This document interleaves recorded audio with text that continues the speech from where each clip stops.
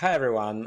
In a day from now, we're all going to start wishing each other a happy new year, and that's going to be amazing. And we're going to start checking the lists that we normally have with New Year's resolution from last year, if someone still keeps it. Ideally, with what did we promise each other to have or to achieve? What did we manage to do? And then for next year, we're going to write something rather generic, such as, okay, I want a higher income, maybe I want to start my business, or I want a new job, or something like that, right?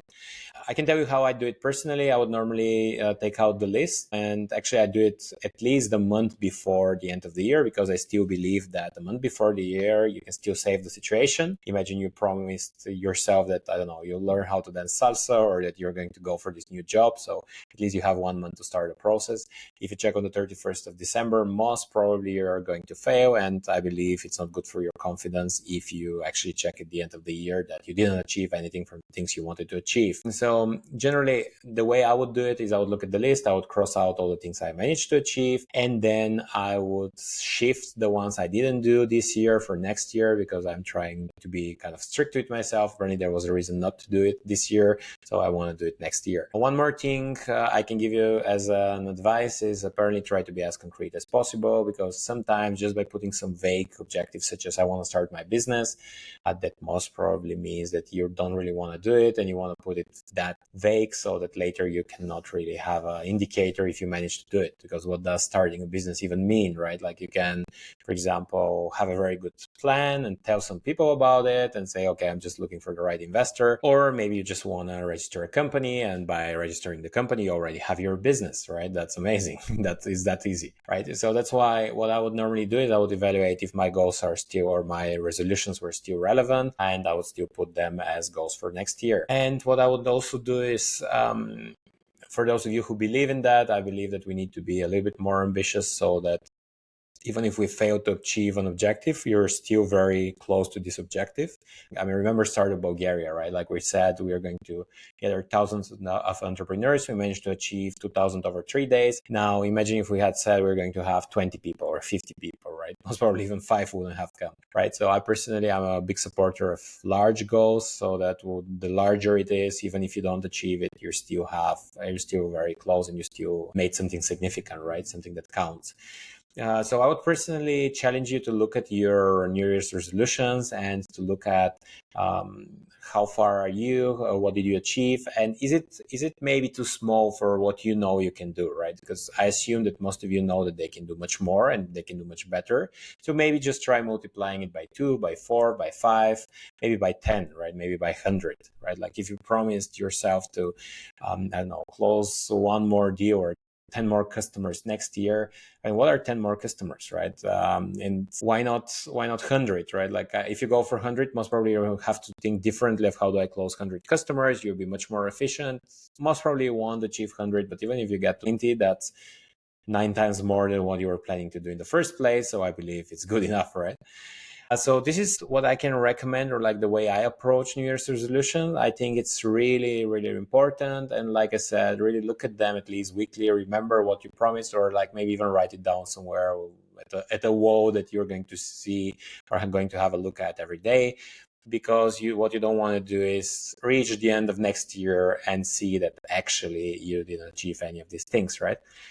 So I believe that's the right approach to go for it. I'll be curious to see how you do it, how you approach the topic. So just write it in the comments. And one more thing I want to remind you is we just launched these sales courses. And these sales courses, they are for founders, they are for salespeople, they are for sales managers. We're going to be having even more topics, but right now I think it's important to start with the 3 most crucial things. And these are the basics of B2B sales. How do you start from planning to closing? And after that, 2 deep dives. One is in executive engagements, and the other one is in business value selling. For those of you who don't know why this is critical, I mean, the basics, all of us had to start from somewhere. Maybe you started from a place where no one had to explain you learned by doing, and that's great. But believe me, there are methodologies that work, and you want to go through these methodologies, and you want to have the checklist, and you want to look into different assets.